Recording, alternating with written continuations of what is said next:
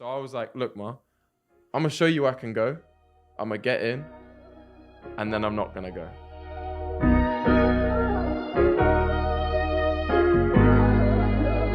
Shree's gonna be. Yeah, so I'm just a Oh, little something there. yeah, bro. Thanks a lot. Yeah, the table had shout out. You gave me this book as a gift, and thanks a lot, bro. No worries. So what does this book mean to you? Like what? Like how come you gave me this book? First of all, it's a beautiful looking book. Yeah, I it does. think. I mean, at first I thought it was like a Quran. No. I was like, oh, is this a Quran? Bro, I'm not coming here preaching it. No, it's do you know what? I find it's got a weird way of encapsulating life, and it's a beautiful book in a very weird way, because it's actually the opposite of beautiful. It paints life as quite grey, but grey in a sense that people need to realize it's grey. As in, life is beautiful, but you have to take some things as they come. It can't all be sunshines and rainbows. That's basically what this book is about. It's a Roman emperor, Marcus Aurelius, basically, who was one of the 5, what they called good emperors in this kind of period. But I think it was around like 140 to 150 AD. And it's basically a collection of his journal. And do I remember you saying you journaled? Like my life? Like you journaled, do you write like a diary or? Yeah, I don't do it in depth as most people. It's not like I journal every day. No. Yeah, but like sometimes you might write your thoughts down or something. Yeah, for sure. I think he journaled every day or whenever something came up, and basically he summarized it into his meditations, and that's what the book's called. It's like his thoughts on the world, his view from if other people.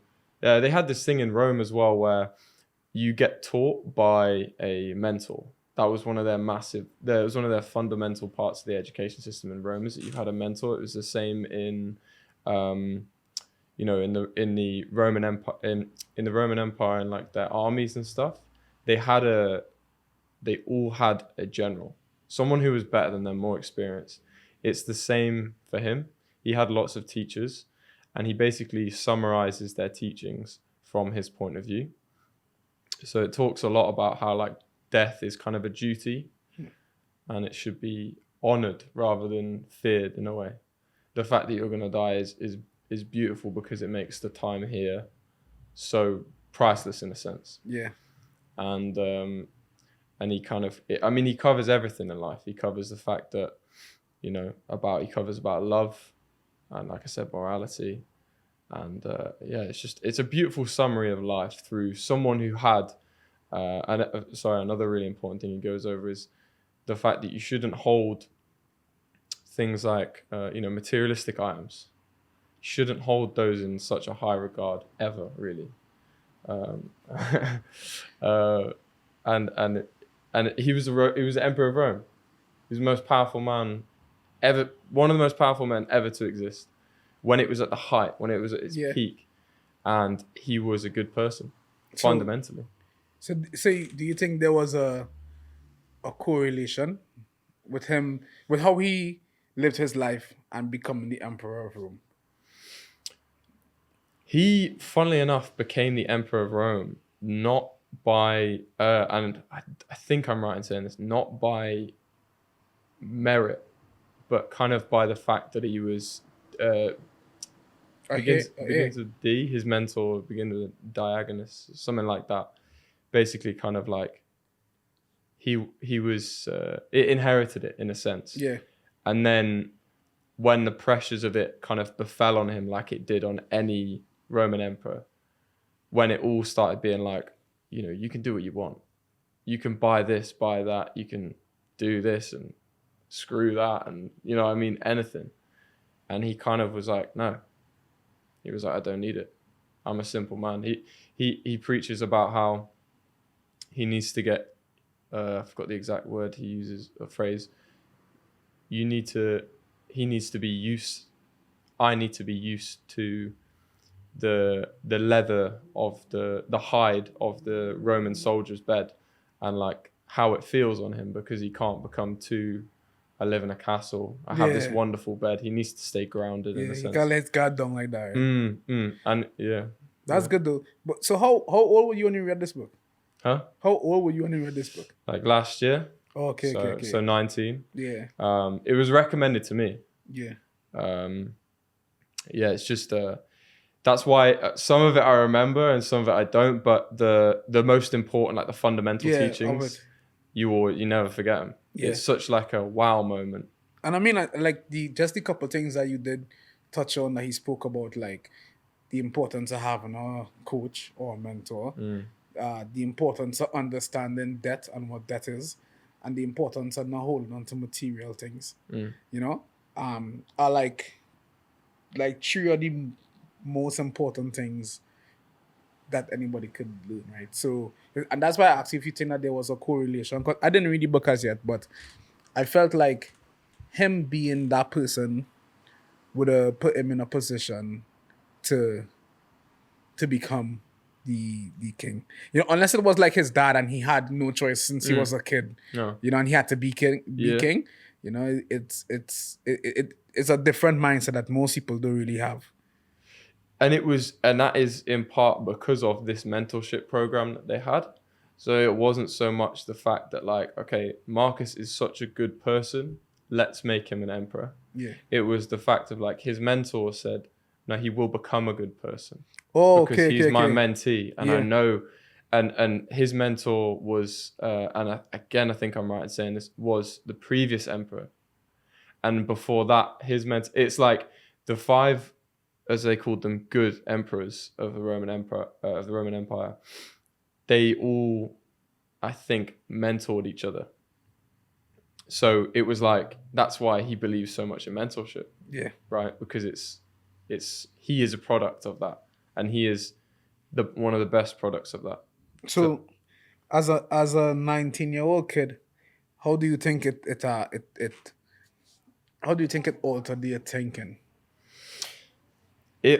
I think for me, weirdly, the biggest one, I kind of, when it came to materialistic items, that was a big thing for me as well. Like learning, I always knew not to behold them too high, not to strive for just materialistic things. And I think that is something that runs through today to my very core. Like when you're younger, I want a Lamborghini, I want a Ferrari. Now it's, I want a good family. Ferrari is the toy, you know what I mean? That's the thing you take out on the weekend, enjoy it. If you don't have it, it doesn't matter. As long as you've got a good family, a strong core. It's like an inside out approach rather than an outside in approach almost.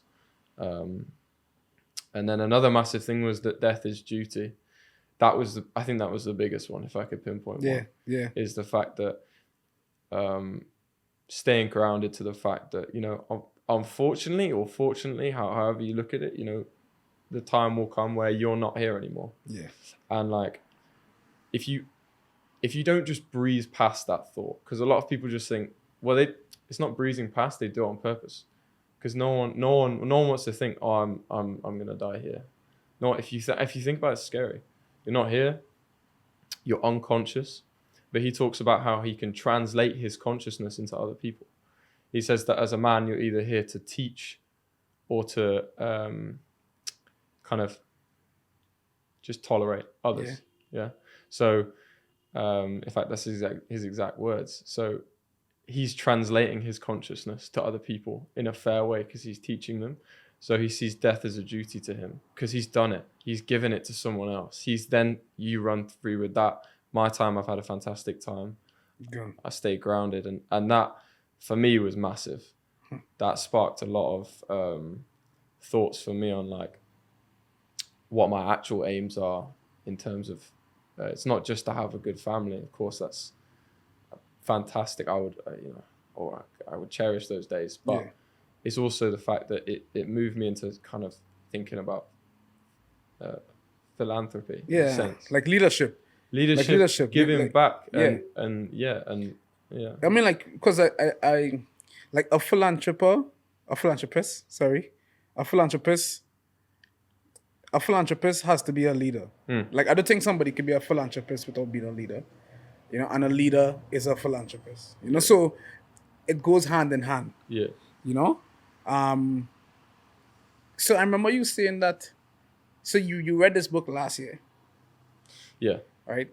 And you took over your mom's business. It was your mom's business, or Yeah. Yeah. It was, kind of, Yeah. a long time ago. yeah. So it was your mom's business 10 years ago, and you took it over last year. Was it before you read this book? Yeah. Before I read this book. Yeah. Yeah. It was, oh, in fact, no, it wasn't. No, it wasn't. No. But it was, I'd already started thinking about, I'd already been in the, I don't know if you, again, I don't like this word just because of the kind of, the clique that it puts me in, but like the entrepreneurship space. Yeah. I'd already been in it. I mean, I'd always wanted to be an entrepreneur since I was very, like, quite young. There's always been that sense in me that, like, I don't want to work for someone else. I tried factory jobs when I was younger, like worked at, for example, did like potato grading at my mate's dad's farm. Is something that I always remember as being like horrible for like a week. I got like £2.50 an hour. I was doing like 10-hour days, like shifting rocks out of potatoes. Like, not great. And stuff like that, like, pushed me to be like, I'm not working like a normal job, you know what I mean? So then that kind of came full circle.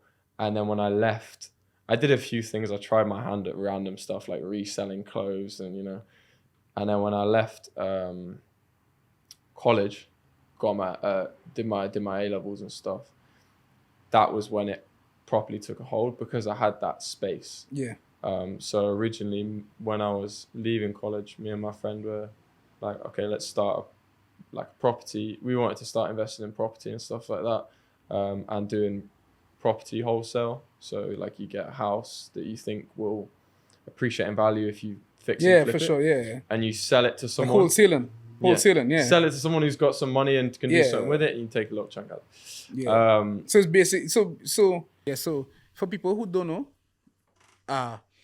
what wholesaling really is, right?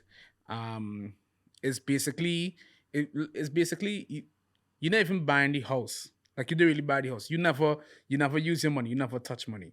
So you buy the contract. So it's like options. It's like option It's exactly like, in a way, right? Yeah. So in a sense, you buy the you get the option and then you sell it, and then you take the profit on top of that. So you could go to a old house in the neighborhood and say you could get it sold for how much ever.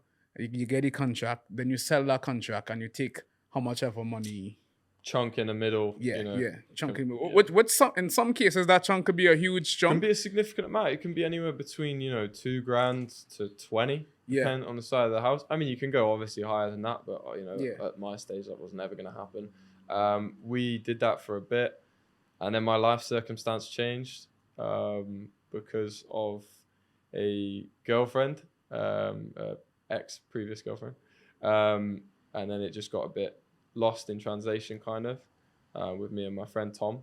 Right, Tom I was doing it with. But then I started going into kind of the more online space that I could do when I wasn't at home, because I wasn't at home a lot. I was staying with this girlfriend at the time, and so I started getting into like NFTs and crypto and the usual stuff, drop shipping and stuff, and made a bit there. And then over the kind of change between 19 to 20 was where I really found my feet and actually started putting in work. Yeah. And not just kind of waiting for something to land in my lap in terms of NFTs and stuff, because I got burned and I realized that it's not actual work. Yeah, NFTs, it's just gambling. It's just gambling. And I was like, oh, I know what I'm doing. I made X here and X here. And bro, I started stocks. I started stocks with like $500, bro. And I used to gamble before. I would still not, like, now I'll just do like once a week and I'll put like one list, and if it hits, it hits. Bro, sports betting's always good fun. If you can do it in moderation. And it makes sports more fun to me. Of course it does, right? Yeah. So, but like before, like when COVID hit, bro, I was like, okay, I need to, like, there was no sports, bro. So I'm like, okay, it's the same thing. Everyone is like, oh no, you need to like learn the market, and I'm like, I think I'm just gonna go with who I feel gonna do good, which is a bad idea. Terrible idea. But Yeah. it worked for me.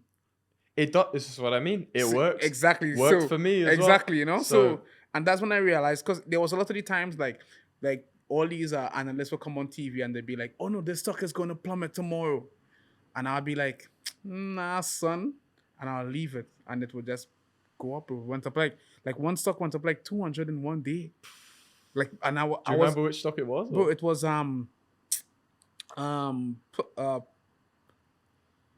Plug Power. I never even heard Plug of it. Power. And then one time we bought this next stock called Sundial. We bought it for $1, bro. It went to $5. Oh. You know, and then I bought Peloton. But everyone thought Peloton? everyone thought Peloton was going to plummet, and it skyrocketed. Yeah, especially Then, over COVID. bro. It was Peloton. It was I did Tesla. Like I had a nice little, but then I went up, but then I lose. Like in 1 year, I lost like 25,000, bro. So, but I wasn't too angry, because I was like, we make you make some, you lose some, you can't really be. You learn some. Yeah, and you learn some, So that's why now I just realized that at the end of the day, bro, we all gambling, and the ones who lucky are seen as the ones who was the smartest or who looked at the trends the most. But it's just luck, because you don't know what a company actually doing behind. They could be insider trading. They Insider could be doing trader, anything. bro. It could be something simple as the owner of the company come up with a rape case, and that you're stuck dead. So Elon Musk. Yeah, exactly. Whenever with Twitter, when he was smoking weed. when he was, bro, when he bought over Twitter. Yeah. Well, like when the Ukraine war happened, nobody thought that was gonna happen. That's when I lose my money. The war in Ukraine happened, everything came straight down. So like things like that happen and stuff, right? So that's how I learned to the stock market, and it's the same thing with crypto. It's just a bunch of glorified gambling. Yeah, it is, and there is time and a place for it. I think it's for example, when the SEC, I'm gonna get back into it as an investment, not as a quick money scheme. Yeah. As an investment to grow my money, and then I would say a better use of a better phrase would be enhance my money. Yeah.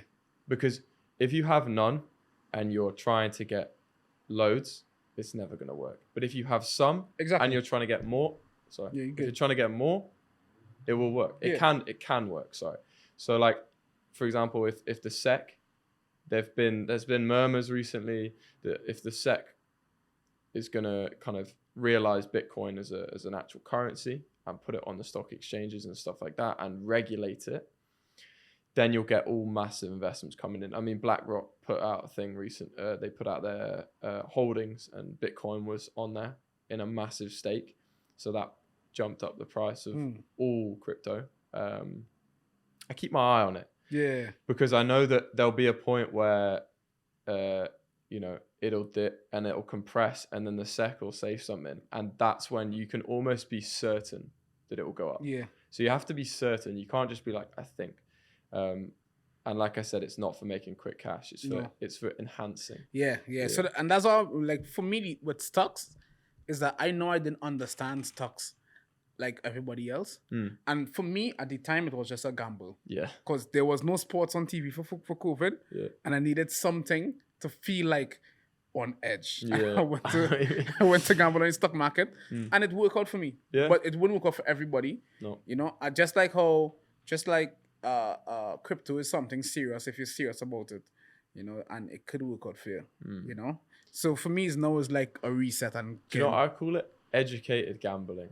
Yeah, exactly. Educated gambling. Exactly, So I mean, but the flip side of that is that everything is gambling. It's like you don't know that your business is gonna do good. Starting a business is gambling. But you don't know. Tomorrow, every client, God forbid, could call and say, "Oh no, there's no."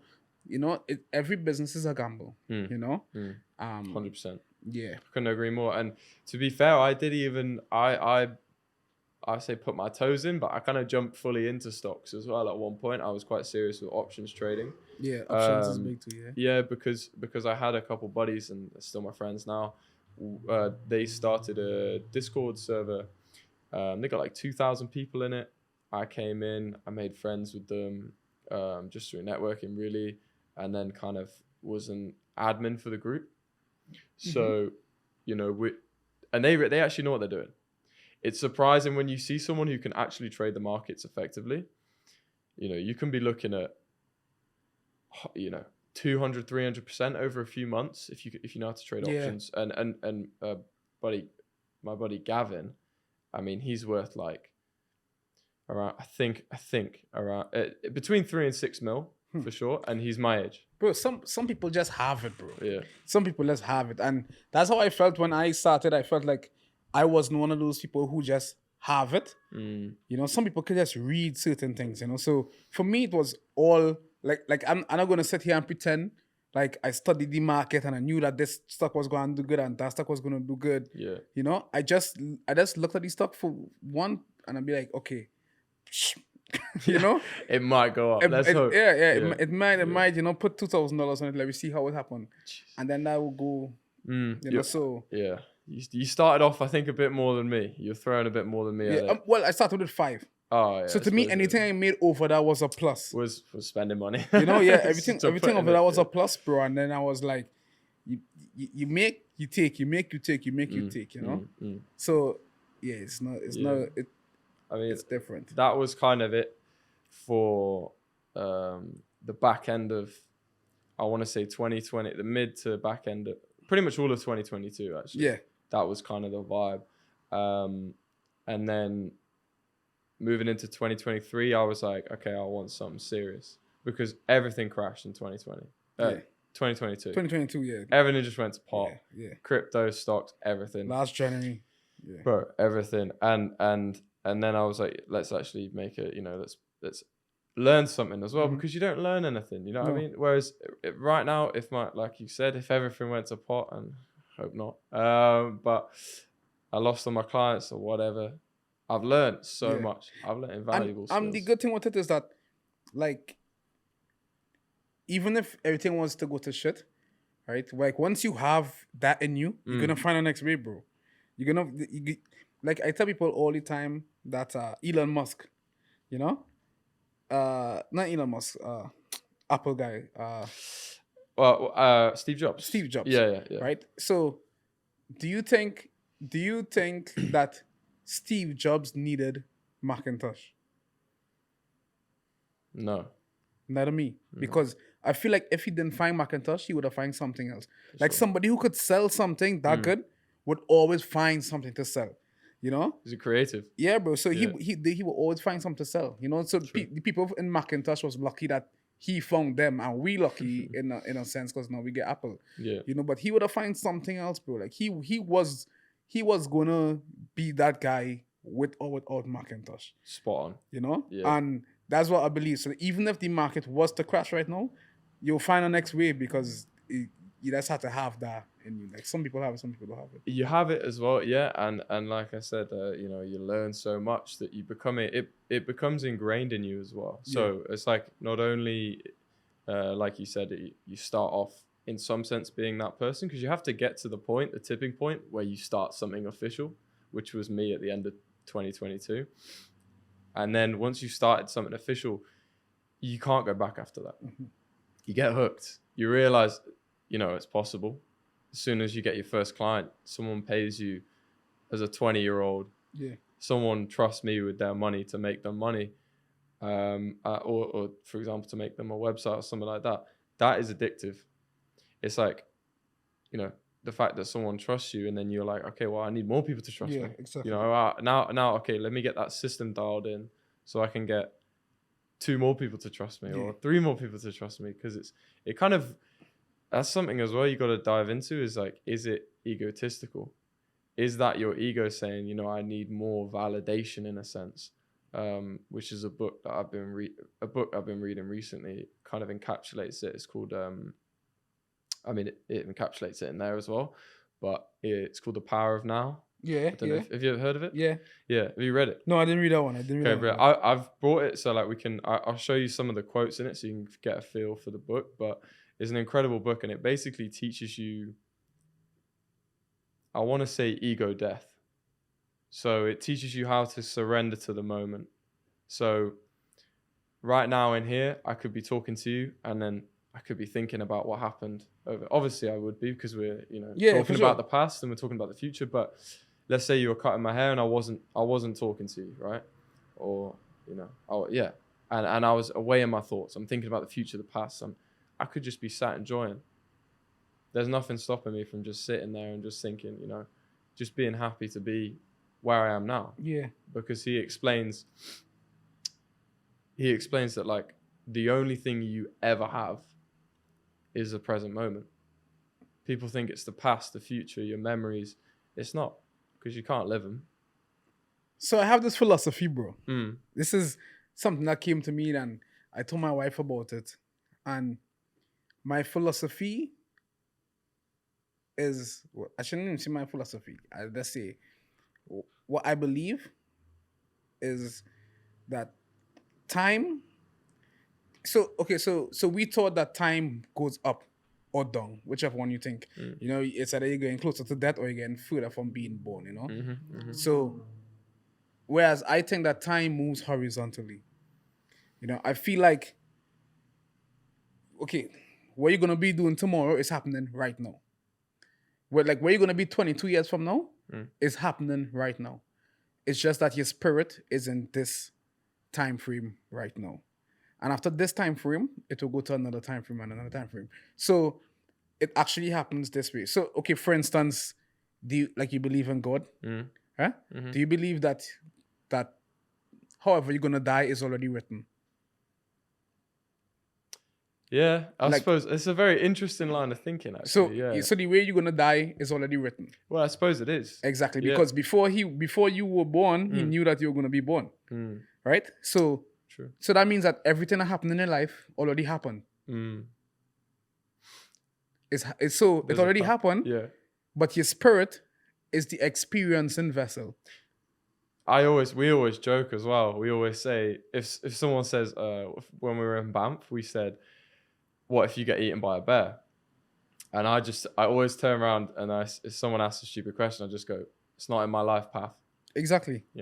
So yeah, I see what you mean. Exactly. So it's like everything is already written, bro. Like who you gonna meet next year, and to me this kind of takes a weight off of your shoulder in terms of you trying to put yourself out there in every single sense. I know you could enjoy now. Yeah. You could enjoy now because whatever happened already happened. Then it's gonna happen. It's coming. Even if you say, okay, in 5 years, I'm going to be a millionaire. Okay? Based on one concept, in 5 years, I'm going to be a millionaire. Yeah. So I'm going to just chill. I won't do nothing. It's like, okay, well, then you won't be a millionaire. It's written that you would think this way and then you would switch. Yeah. That's how it's written, So I don't know. I just feel like our spirit is experiencing. For instance, right now, like life is such a gift that my spirit experiencing your spirit.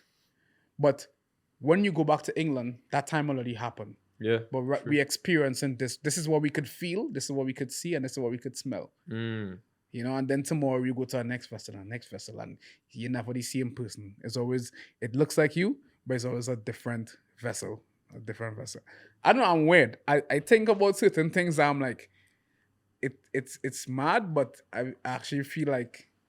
I think you're very similar to me. You're more similar to me than I think you might believe, because I think that's a lot of the stuff I that kind of weird, deep, unconscious thoughts that you have sometimes. It's the same thing for me, and that book is the only other book that I've ever experienced, had the pleasure of experiencing, actually, that kind of encapsulates that in a weird way, in a way that you think, oh, someone's been through this already. Yeah. You know what I mean? And the fact that you've brought something like that up, where you already are that cognizant of the fact that you need to be present and you need to be blessed, and you need to show gratitude in all realms of your life. That book is you're gonna love it, actually. Yeah, maybe I should have got your copy of that instead. But no, I'm gonna still do that one. I'm gonna do that one too. Yeah, but but I think that's just how I believe certain things, and is why I take into like your business life or your health life and all these other sides of life, is that if you're going to be this vessel, you might as well take care of it and put the best options for it. You Yeah. know, you Yeah. like play all your cards. Yeah. I mean, my that's another thing. I mean, my great grandma. She's actually called Nanny McPhee. It's where the name from my agency comes from. Yeah. It's McPhee Associates. Um, she always used to say, "What's for you won't go past you." Yeah. But in the same sense, like you said, you can't just sit back and go, that's fine then. Exactly. Let's I'll let me just wait. sit back, because then, like you said, you go, that's your life path. That's what you've then chosen, in that sense. And obviously that was already planned out for you to Yeah. experience that, and not be strong enough to realize that you've got to go out and get what you need. Exactly. And not only that, like that saying, what's for you would never pass you. It doesn't have to be something positive. Like if you say, okay, I'm gonna just wait. Okay, wait, and it will come to you. Oh, yeah. Because what was for you was you being homeless, you know? That was for you because that's what you decide is your choice to live certain lives and to do certain things. But at some point you had to realize that um that life would just happen. And like life gonna happen whether you like it or not. So you could choose to be sad about certain things that happened in the past. You see, for you, you're young because you're 20. Yeah. You know, I'm 33. I could look back and see certain things. I have like my kids and stuff now, and it's different for me now. For me is for me now is all about living in the now. And I feel like back when I was a kid, I was the same. That was why I would gamble with my life on a lot of things, you know. So once you live in the now, you always appreciate every moment. Like oh, what? Sorry. It's all good. Oh, yeah. So what I was thinking about actually is that when last were you sick? Actually, funnily enough, when I was in Banff, Yeah, I got it because I was obviously chilling with the other guys, and we're in close proximity, and not sleeping and eating wrong and drinking and Yeah. doing all the other stuff. So yeah, You were sick, right? yeah. And when you were sick, how much did you miss being healthy? It seemed like you was never ever healthy in your life. You're like, oh, I can't remember how it feels to be healthy. You get a sore throat and you're like, oh my, what's it like to like swallow and not Exactly. be in pain? Yeah. So that moment when you're going through certain things in your life, bro, and you're thinking about tomorrow or yesterday, just take a breath, just touch your face and see how important that is, bro. That you could actually feel certain things, you know, or talk to somebody or hear somebody's voice, or even feel win, bro. You know, it's like life on the whole is an experience. You know, it's all experiences. Yeah, I mean, maybe you don't even need to read the book because it's exactly what he preaches. And I used to do it a lot subconsciously, where I'd try and enter the moment. I didn't know it was a thing. I'd be stood, you're waiting for the microwave or something like that. You know what I mean? And you're like, all right, I'm gonna try and focus and be here and just be present. And I didn't know it was an actual thing until I read that book. But when you read that, I mean, a little bit about it is when he started, he was desperately, desperately depressed. So he wasn't spiritual. He wasn't any of this. He was very much in the fast realm, in the realm that most people, 99 really percent of people are in, where it's just go, go, go, future, past, never here, always somewhere else. He was like suicidal, depressed, to the point I think he either went to kill himself or was seriously considering it. He considered it multiple times before this. He said that one day, and this is for a long period of time. I think he said 3 to 5 years in the book, or even longer, I think. And he said that one day he woke up and he just saw this other this other side of life. When when you wake up and you hear the birds. Yeah.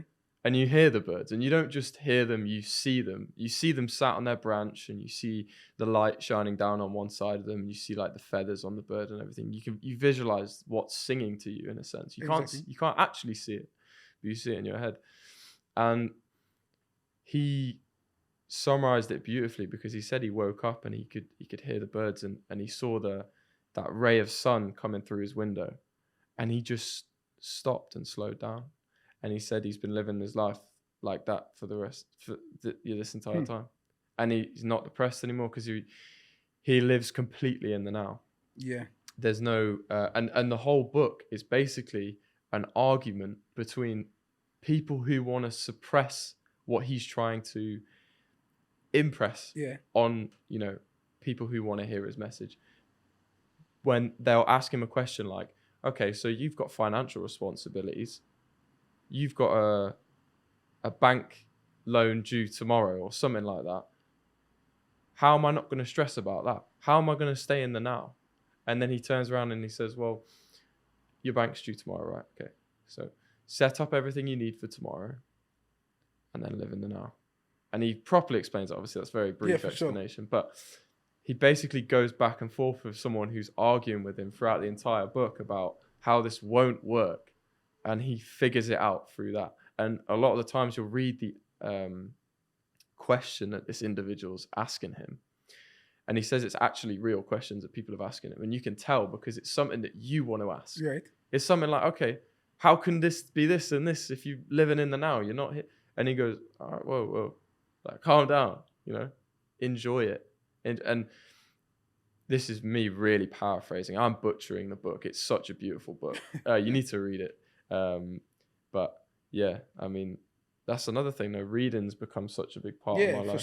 For sure. Because like the things that you was talking about at your age is really good because a lot of people don't understand. Like for me, I learned stress. Like my mom, like everything that I could speak about right now, my mom taught us, but in a different way that we didn't think was teaching. So from young, we had to learn stress and how to deal with stress, and then we learned that stress never, like in the history of the universe, never has stress answer or solve up an issue. It never did. So, Spawn. So I can't swim, right? I can't swim, but I always had this fear of one day drowning, So one day I left school and I went to the school's pool and I jumped into the deep end, right? I jumped into the deep end. And my goal was simple, if you reach to the bottom calmly, you push back up, you always come to the top. Right? It's water. Yeah. It's water. So if you push, most people drown right under the surface of the water. Not even deep. Yeah. Isn't that mad? It's because your body naturally wants to go back to the top. But if you panic and you do this, you drown right to the, like you could see the water. You could see outside the water. And what's even worse is that you can just float. Exactly. Because your body wants to go back up. Unless you empty all the air in your lungs, you float. Right? So what I learned then and what I was teaching myself then was that stress makes you drown, makes you feel like you're trying to help yourself, but you're just drowning. So true. But if you just chill and you push, your body will always go back to the top. And that's why I taught myself, because I was like, at least if we was to get hit with a tsunami, I could doggy paddle. I could doggy paddle my way. Paddle you out. Yeah. So once I don't panic, once you panic, you're dead. Yeah. And this is life. This is for anything in life. If you trying to do anything in life, if you on the road and they teach you like defensive driving, one of the biggest things in defensive driving is keeping calm. Sometimes if you go to overtake and someone is there, sometimes it's better to mash gas than to mash brakes, because mashing gas you could go, mashing brake you could. So you have to know. You have to be calm enough in the situation to make a decision. And that's for anything in life. If you have your bills tomorrow, most times if you have your bills tomorrow and you stressing about it today, is because yesterday you didn't make the right decision. So and now you're trying to make a rash decision to try to get you to survive tomorrow, because you didn't want to think about it. A lot of the times is that not for everybody, the economy bad and stuff. So, but yeah, it's good to see that you think like that. Yeah. So at 20, when you decided to start your own business, how was the conversation with you and your mom? Well, as you can already sense through a couple of times I've mentioned her already, she's kind of like my rock in life. in a sense, and like I hold her in such a high regard that, you know, even though she's done exceptionally well for herself, I still want to provide endless amounts for her, if that makes sense. Yeah, sure. So I've always had conversations with her. I've always tried to make her understand my point of view, and very often I don't have to even try and make her understand. She already understands it. She's very level-headed in her approach. You know, she grew up in Stoke, like one of the roughest areas back when she was that age, like very, very rough upbringing in a sense. And she kind of made it out on her own. So when she sees me trying to go for something, she was like, do it, do what you got to do. You know, I'd proved to her already that I could make money. So she was never worried. And I also proved to her as well, this is a very important thing, that I knew the value of education. So I appreciated massively the fact that, you know, I was educated and I had, you know, there was times even in school, obviously, like everyone, where you roll up to school and you're like, I don't want to be here, obviously. But I gave education that kind of the attention it needed when it needed it. And I came out with some decent enough grades to where I could go to any uni in the UK, in a sense, other than like Oxford and Cambridge, because you have to apply for those separately and stuff like that. So I gave her the proof of concept where I was like, okay, and this is another thing I did as well, was I actually got a spot in a uni. So I had an unconditional, technically not an unconditional, a conditional that became an unconditional, because over the gap year period, I took a gap year. In the gap year, I was like, right, I have uni as a failsafe. It was Uni of Manchester. It was international business, finance and economics, I think. Yeah. I had that as a backup. So when I was pitching the idea of starting businesses like the wholesale stuff and the crypto stuff, I was like, and whatever it was, and I'm going to spend this amount of money, and do you think this is a good idea? Am I being stupid? There was always an element of like, right, I'm doing this here, but like I've still got this here. I've still got uni. I've still got that good straight and narrow path, which I always knew I was never going to take that path. Yeah. But I had to show to mum. For her, for sure. Because that was in her head. Like, she didn't get the opportunity to go to even sixth form college. You know, she left school when she was 16 and stuff because she had to work out of like, I have to earn money or starve kind of thing. So for me to then be privileged enough to go to school and enjoy that in my younger years, to then say I don't want to go, it's a bit of a slap in the face. Yeah. So I was like, look, Ma, I'm going to show you where I can go. I'm going to get in, and then I'm not going to go because I don't need it. Not because I couldn't get in, because I've not worked hard enough. It was like, I've got to show you the proof of concept. So I gave her all of the right signals in a sense, because I always knew that I wanted to go not on the straight and narrow. I don't like calling, I don't know why I'm calling it that, because I don't personally think that's the best option for a lot of people, actually. I think university by and large is a scam. Especially it's a business, bro. It's a business, and at the end of the day, they're there to make profit. I mean, look at their shareholdings and stuff like that. You know, billions and billions. They could pay. Harvard could pay their students tuition fees for the next 140, 50 years or something like. It's ridiculous. Bro, have you ever seen a commercial for a hospital or a police station? No. But you see commercials for universities all the time. Yeah. It's a business. Bro. Yeah. You're right. I thought you were going to say so. Yeah. You're right. Yeah. It's a business. That's how they get people, right? And so the thing is like, with your mom, what does your mom do? So she actually started off, you know, like very, very basic jobs, and then she moved into like marketing in a sense. She started off in a very, again, like it was like a tire company in Manchester or something. Started off, moved through the ranks. She was the first woman on the board. She's always been a bit of a go-getter in a sense. A bit of like, look, I'm not gonna let me being a woman stop me from getting to where I need to be, and I always really appreciate that. Yeah, I really appreciated that. And even though I'm not a woman and I don't face those type of challenges in a sense, you know, I can still appreciate it. And then she went from there, she got headhunted into the company that she ran with two other guys, and she was kind of like they built that one from the ground up. It's called Hadfields, and then they sold it to a bigger company that then she merged onto the board with. Yeah. And then it's That's so.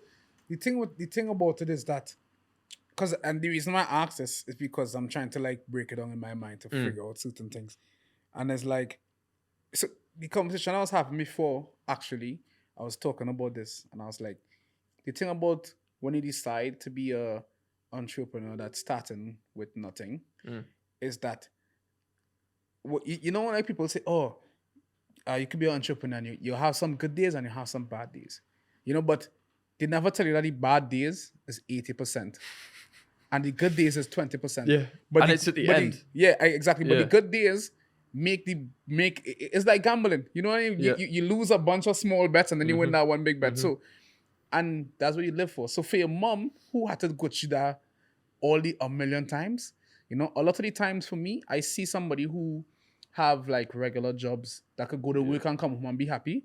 And I'm like, yo, this person cracked the Da Vinci Code. Yeah. If you could be happy, Bro. if you could be happy working a 9 to 5 and coming home and you're truly happy, you win, bro. You know? I envy that. Exactly. I envy that. So Yeah. for your mama to be like, you know what, I think my son could do it, but I wish that he doesn't because it has so much bad. You know, so like for parents, it's not that they mean anything bad. It's not like I don't even think she cared if you went to school. It was more that you could survive. Yeah. You know, and that you're willing to make sacrifices. Because sacrifices is a huge part of being, right? So that's amazing that you do that for your mom, man. So fortunate. I'm forever grateful. Like the position that I've been put in, and being able to have the time and the headspace as well. Because I also pitched it like this, right? Because I made it enough to the point where I could be like, I can pay you some rent if you want for me staying, because obviously my friends are at uni, and I rationalized it like this with it. Like I broke it down. I was like, okay, if I was at university, right, how much would you or I, dependent on whether you pay for some of it or I take it on as a loan, be paying this year? And it was like, you're looking at 20 grand minimum pounds. Yeah. Minimum, right? And that's probably not, that's including maybe your tutoring and your accommodation. That's not including food, drink, partying. That's not including any of that, right? Yeah. So I sat down, I was like, right, call it 25 grand, right? Can you afford me a year or even 3 to let me build my business? I might fail, who knows what's going to happen? I don't think I will. I never hold that mindset. I think that's a terrible mindset to have. But, sure. I can pay you rent as well if you want. So I'll be paying money to you, not even you paying 25 grand or me paying 25 grand. And I'll sit here and I will build a business to the point where after 3 years, when my friends have come out of university, or 4 years or 5 years or 7 years, whatever they do, I will have a business where you can employ them. I can employ them. Exactly. There's one way of putting it, definitely. And like, but one thing for certain is that I will be able to move out. Whereas when those people come back home, they're at home. They're looking for a job. They're now 60 grand the other side. Let's say I'm 60 grand this side, which I aim to be significantly more than that after 3 years. But they're in this way. They're down. They're in 60 grand down here, or 80, 100. And that's a 200 grand, that's 200 grand gap. That's a lot of money at 21, especially 2, 3. in 2023, it's mad. You listen to Kanye West? You like Kanye? Yeah, he's definitely I love his music. Have you heard the new song that he's put out? No. He got a new one come out called Vultures. I think it's real. I don't think it's AI. I hope it's not. Yeah, I do. Because from your story, do you remember when he says, I told my mom I was gonna come up. She said, "You going to school? I'll give you a summer." And then she met No Idea and gave me his number. 10 years later, she driving a Hummer. And it's like, the thing about it is that, your mother wants you to go to school because it's safe, but she also wants to see that you go and make that decision for yourself. Yeah. You had to be a man. And this is why I tell a lot of the kids that come in to the shop and they say, "Oh, my dad wants me to do this," and I'm like, "Bro, you don't understand. Most times, your parents want to see if you're man enough to Yeah. do what you want. Yeah. If your dad say you're gonna go to school and you go to school, then you're not ready. You're not ready. You know, and granted, if you go to school and you're still doing your thing, that's one thing. But if you go to school and you say, "Oh, I'm gonna be this because that's what my dad wants to do," then obviously you're not ready, right? So yeah, so I don't know. I think that a lot of the times is a test, you know, and obviously you take it on and she see that you can do it now. Yeah. You do it on your own initiative as well. Exactly. That's what they want to Exactly. see. It's not even, you know, for the young ones that are listening, it's not even so much about like you have to build something. You just have to show them what you're trying to Yeah. do. It's like, look, dad, mom, I've tried a business, I've failed, but I learned this, so I'm gonna try another one. You know, can you this summer? Don't send me to this camp or whatever, or don't send me like I want to work on this. You know, don't make me work a 9 to 5 over summer, mum. No. Let me build my business. If you can show them that you're actually willing to put in the hours of work that it takes and the headache and stuff from a young age, and like I said, it doesn't even need to be that. You know, that could be in your older years. It could just be reading. If you show them that you're reading and you're drawing up a plan when you're 14, 15, 16, and you have an idea of the direction, if you want to be a pro footballer, if you're outside every day in summer and you're kicking a ball, it's pretty hard for them to say, I want you to go to university. Sure. Bro, my 10-year-old has a business, bro. Bro, explain that. Dog, my 10-year-old has a business. I think you mentioned this in the bro, shop, but this bro, like, I'm being honest. Yeah. I'm being honest. We never registered the business, right? Her business is literally she makes these bands. We go to the dollar store. She'd buy one of those like one of those beady things that they could do. Yeah, Then loom bands or something. Yeah, I don't even know what you call it. Yeah. So she makes these bands. She goes to school and sell them, or she asks to go walk around the neighborhood, knocking on doors and selling bands, bro. Right? In summertime she'd be like, "Oh, we could do a yard sale, garage sale." Sorry. Yeah. She tries to get things around the house to sell. You know, when she was 6 or 5, between 5 and 6, she came to me and she's like, "Vaughn, you do video. I was like, "Yeah," because it's my stepdaughter, you know. But I try to teach them business all the day. She's like, "Vaughn, you do videos." She's like, "If I was to do a YouTube channel, would you record me and edit?" And I was like, "Yeah." And she did it, bro. She did YouTube, you know. And now she does makeup, bro. She loves makeup, you know. So she's always like doing like facials and practicing all these different makeup stuff. The first couple times she burned her skin, it was burnt, and she continued trying, you know. So for me, at 10 years old, my 5-year-old wrote a book, dog. I swear, I'll tell my wife to send it to you, bro. On WhatsApp for you to see for yourself. She wrote and she drew. Like my wife wrote the words for her. You're gonna be a very wealthy man, bro. Bro, I'm like, dog. So that's scary. Exactly. So she's like, she wrote a book. That's right? so impressive, dog. That's a testament to you as well. Exactly. So, and to me, that's the things that you want to see in your kids, you know. And it's like you want to give them tests. So a lot of the time I give them like tests, you know, and they think I'm being hard on them, but it's me being like, this is how you deal with stress. Yeah. You know, you don't deal with stress by not being stressed. You know, you deal with stress especially with your kids by, from the time they're young, putting them in situations where they have to feel stress and they have to deal with it on their own, and not rescuing them from every situation, because then they grow up soft. They don't know how to deal with certain things. You know, so I put them in situations and I wait until they break in, and I'll be like, "Okay, you want to break now?" And I add something to it, you know? And then they come out and they're like, "Okay, it's fine." It's like, "Yeah, fine." That's what we were seeing from the jump, you know? So it's good to see your kids just grew up to be who they want to be, and that's how your mom probably feel now. That's so beautiful. You know? Yeah. Is that at the end of the day, you are you, but you are a huge product of her and what you saw. Because if you had a different mother, it would have been different. Very different. Yeah, Yeah. you know, And that's so why I'm grateful for it every day. And in my situation, I could have been, because I've got I'm very fortunate situation where, like I said, I can afford the time to do stuff and the mental space, and that a lot of people in my position would just squander it completely, because it's such an easy situation to be in, but it's not easy enough where it's not, my mum's a multi millionaire where I can sit back and go and sit in our Sancho Pay house, but we're comfortable enough to the point. I don't mean she is comfortable enough to afford me a certain lifestyle that then I feel that there's and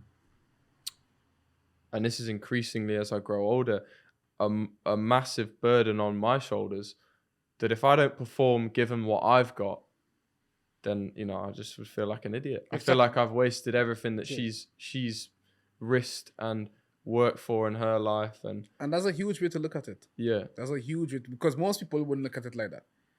Most people will look at it as, oh, my parents good. I could just, all I need to do is maintain. Once I could get a job that could maintain, that good.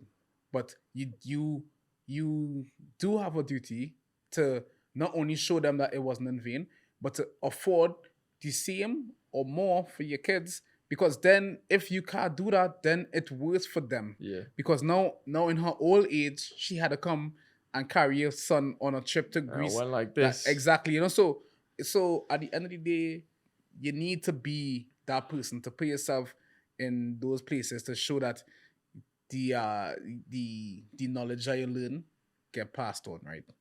100%. And as I grow older, I mean, summarized very nicely by Mr. Aurelius himself. He says, like I said, as a man, you're born to be a teacher or to facilitate, in a sense, other people.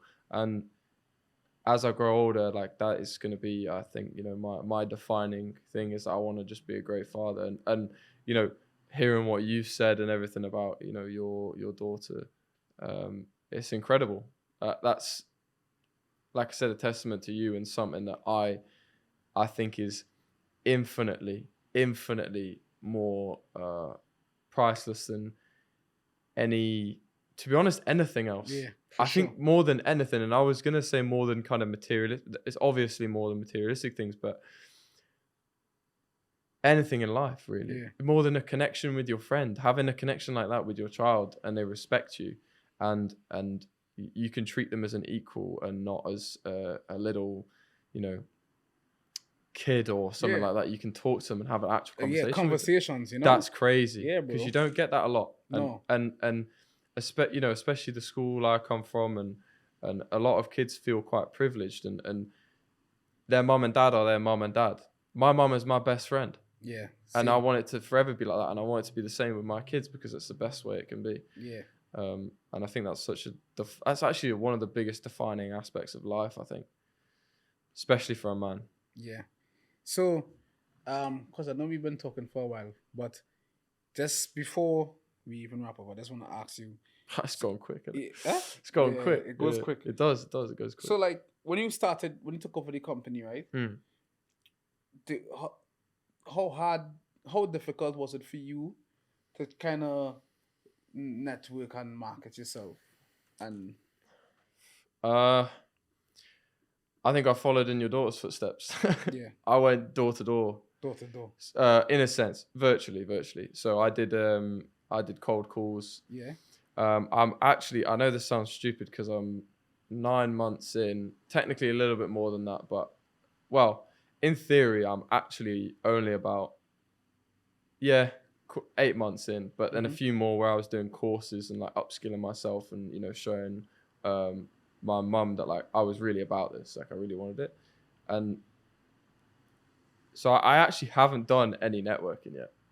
I have done bits, like we went to one networking event, but I haven't actually properly set it up as an objective, and it's definitely something. Do you remember when I was in here prior, and he was saying go to the golf course? Yeah, exactly. That's what I'm looking at doing next. So it's like at the moment I'm ticking things off. Yeah. So first for me it was like, okay, I need proof of concept. Otherwise there's no point me putting time and money and effort into this.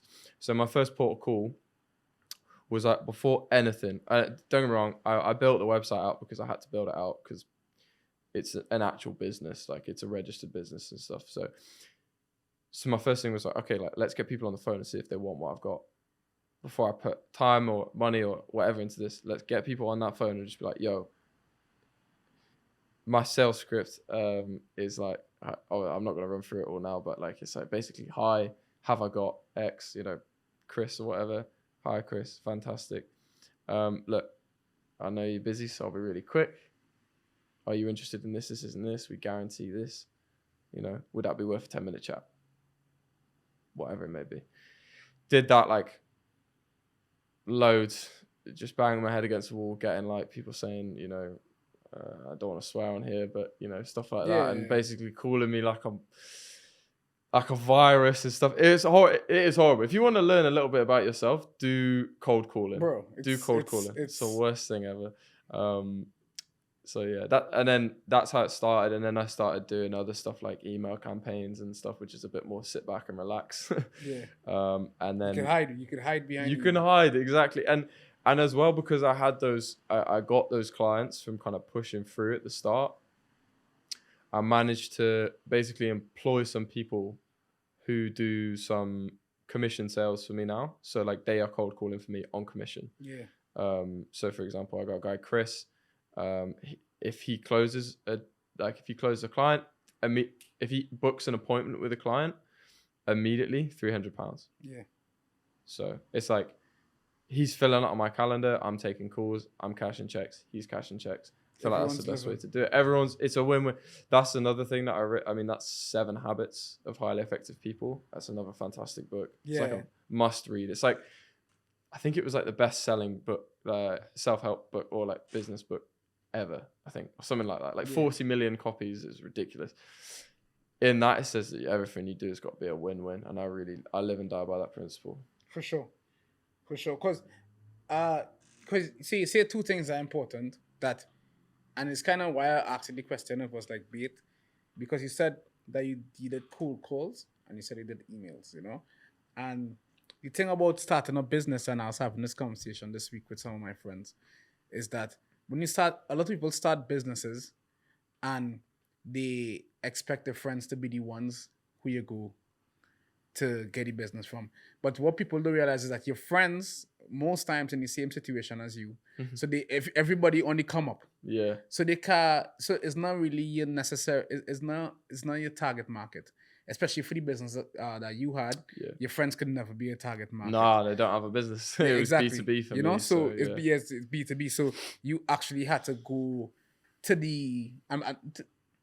you had to pay your balls out, bro. You had to pay your chest out and know that some people are going to hate you and be like, yo, this kid is just trying to get quick money, And most people would think it's a scam, bro, for sure. Plenty of like times. 100, plenty of times. And it goes back to the 80-20. The 80-20 is that you get 80 no's, 80% no's, and the 20% yeses cover for all the 80 no's, Then it comes to a point where you actually just love hearing somebody say no.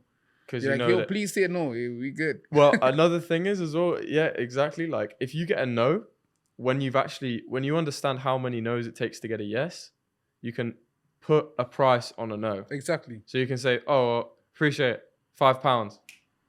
Next one, £5. Doesn't matter at that point. You're cashing checks, because then 100 calls, or well, in my case, it was like 100 calls, but like in terms of from no to yeses, it was more like 1 to like 30.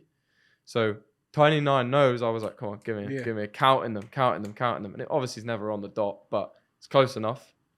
Yeah, we can sort something out. Yeah, bro. And bro, at the same time, I feel like a no is a respecting. I feel like when you get a client and they say no, it's like, okay, cool. He didn't waste my time. Talking to his pillow is the phrase I like to use. He didn't have to go and waste my time, and we didn't have to go through all these meetings and set up all these different things. Yeah. Because that happened to me before, bro. It happened to me where I meet with this guy, then I meet with the guy above that guy, and we had a meeting together. Yeah. And then in the end, their budget was way lower than the budget that we gave them a special budget, and it still was way lower. And then it was like, bro. Such a waste of your You time. know, it was a waste of. So it better when somebody say, "Yo, no," because okay, time not wasted, and you guys could go separate ways. You know, and then sometimes that no comes back around. You know, like that person will come back and be like, "I remember that you do this, this, and this. Can I just start with this?" But, okay, cool. We start with this, but I'm telling you that if we do it separate, then it will be more cost to you because we're not doing everything at once. So it is different ways to play the game for most people who starting, you know. Yeah, I mean, sales is a whole nother world. Obviously, we don't have time to get into it now, but like that's another skill that I've learned. Yeah. I can say, I can sell to people. I can have, I had an 8-figure a year business on the line last week. You know, I got a no, right? But I said to him, I was like, yo, this is the liner actually my mentor taught me to use. Shout out EK, Emmanuel. Shoot straight with me and I'll shoot straight with you. Before you pitch anything, I always say that, right? So it'll be, look, you know, Von. It's Von, isn't it? By the way? Yeah, I just wanted to double check. Shoot straight with me and I'll shoot straight with you, okay?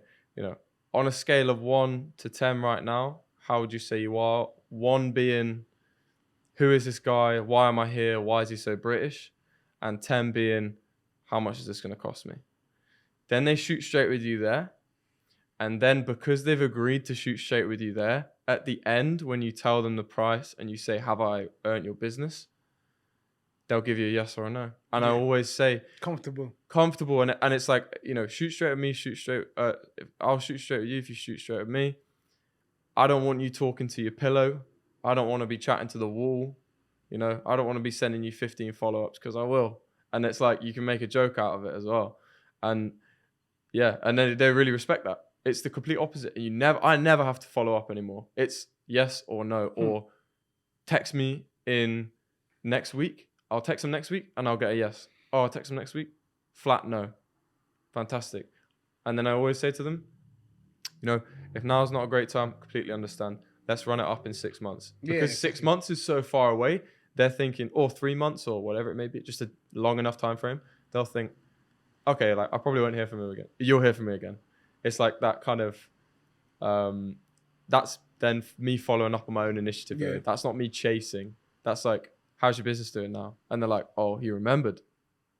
Okay, he is actually on it. Yeah. And then it's like proof of concept almost. So yeah, but yeah, that sales is another thing that I've had to. Sales is, learn. And this is like I remember one time I was talking to this girl at Good Life, because she was doing sales there, and I told her, I'm like, sales is everything. You know, like if you're a guy, and you could get girls easy, but you can't do sales, then you're just looking at it from the wrong angle. It's the same thing. Because my mentor says this. Yeah, because everything is a sale. Every single thing. If you go to the club tonight and you see a girl that you like, you have to sell yourself. Yeah. You know, like, why should she choose you over the other guy? Yep. You know, so you're not selling yourself in terms of, oh girl, look at my hair, and you know, you're selling yourself in terms of, this guy cooler, you cooler than everybody in this club. You know, I should meet with you. So for me, I feel like every single thing is a sale, bro. Everything. If you think about, like when people say, oh, who's your competition for the best barbershop in London? I say, bro, my competition is McDonald's. Because students have to ask themselves if they should get a haircut or buy a burger. That's really clever. Yeah. You know? So sometimes it's opportunity cost. Yeah. Opportunity cost. So and everything is sales. Every single thing in life is a sale, no matter how you see it. 100%. And there was and it was who was it who said this? Valuetainment. Patrick Bet-David says that basically, I think he said there's 4 things that you just need to learn. If you go away and learn them and read about them for 6 months or a year and 2 years, and you put that into practice, he says he guarantees you that you will come back a millionaire. Or he said that you won't even come back because you're already a millionaire and you don't care about me anymore.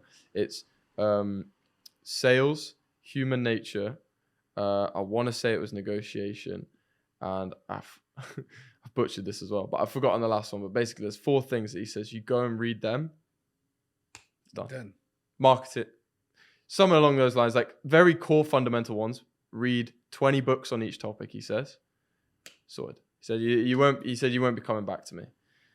People always ask him, like, how do you get rich? How am I, like, because he's worth 150, 200 mil. In fact, it could be way more than that. Could be near a bill. And that's what he says. It's just like reading, digesting information on those 4 core topics, and I'll find them for you. Yeah. And that's it. That's all you need to know. But obviously, sales my life has changed since I learned sales, and I'm still learning in its infancy. Like, I know absolutely nothing about sales. I've just done it a couple of times. Yeah. That's how I see myself in it. Yeah, bro. Sales is different, bro. Sales is everything, you know. But yeah, bro, I know we don't have much time, and it has so much different topics that I wish we could dive into. But yeah, I feel like we touch on. I feel like we had a flow on a specific topic, which was business. Yeah, which was pretty nice, you know. And yeah, I think like we could business and a little bit of like philosophy. Yeah, philosophy and life. But it all relates to business. But then, as we said before, sales is everything and sales is business, right? Everything in this world comes back is a sale. Yeah, and 100%. Full circle, you know. So bro. So there's so many other areas that like I'd love to sit down and chat with you on, because it's nice to, as well. Like, obviously, you mentioned a couple times me being 20 and having kind of this amount of being aware of myself, I would put it, is rare in a sense. And for me, talking to someone else who is in that kind of level where you want to do your own thing and you're doing it, you know, that's beautiful for me. So there's so many more topics that I could, I would ramble on for hours with you about, like, we've got health, fitness, that kind of stuff. That's a whole nother rabbit hole, and sex. And I saw that obviously you do your gym stuff as well. You get it in. You were talking on one podcast about like your abs that you got like you were sat there and you're like, I'm having a heart attack. I thought I was gonna have to talk about. I was like, I might die right now, but bro's getting the post gym cramps. So I actually didn't go in I didn't go consistently in 2 weeks, because my wife started doing her personal training job. So we're trying to figure out how we could work everything and put everything together. So I'm being hard on myself, because, as you say, we live in the now, and you're trying to figure out everything and understanding that time will come, right? So yeah, bro, but it was good to sit and talk to you and have you. And I know we always had these conversations when we get haircuts anyway, but it was better to actually like sit without all the noise and stuff and get to know certain things. And at 20 years old, bro, the what's he saying? The world is your oyster. The world is your oyster, bro. So it had no stopping. Once you don't stop, you had no stopping, you know. Do you keep grinding? Listen to a bunch of Jay-Z. I didn't feel like you like Jay-Z. Yeah, bro, that's so weird that you say that. Yeah, my mentor loves him, right? Yeah, so he quotes him all the time. It's like, one of his favorite lines is, we don't measure success by how much stuff you've got around you. We measure success by the people you have around you. Like something like, not by your riches, by how rich everyone else is. Everyone else, yeah, bro. Yeah. What's that line? I think that's Family. Family Feud. But yeah, bro. So listen to like old Jay-Z too, because he's young and you have that mentality, bro. You hear the lyrics. He's on the hustling thing. Yeah, bro. You hear the lyrics somewhat different point, and you'll be like, holy shit. Yeah. So yeah, bro. But it was good to have you on. Yeah. I appreciate it. Yeah, but hopefully come back to Canada sometime and it'll be different, you know? Yeah. Why not? I'd love to come back here.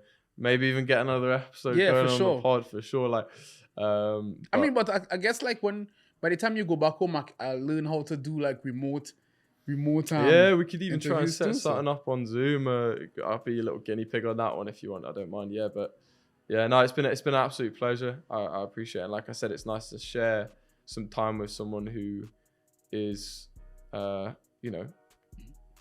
someone who's looking forward, and that you're moving forward, not just looking forward. You're moving forward actively, and that's impressive. We have to, bro. Yeah.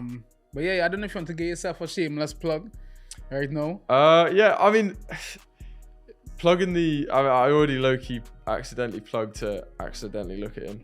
McPhee Associates is it's the same on all social media platforms. That's the business one. It's not big, but yeah, my one, the personal, is Callum L Huges, and that's double L in the name, by the way, not after. So it's Callum R Hughes. That's the IG.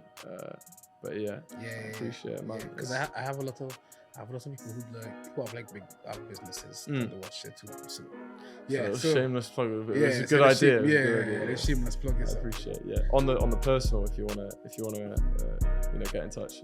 Connect. All right, bro. Thanks a lot for coming, bro. Yeah. Thanks a lot again. I appreciate this it. is episode 25, and today we had Mr. Callum. He's all the way from England. He's here for a short time. So, ladies, he might be leaving soon. So yeah. Another shameless plug. Another shameless plug. So but yeah. He's not lying.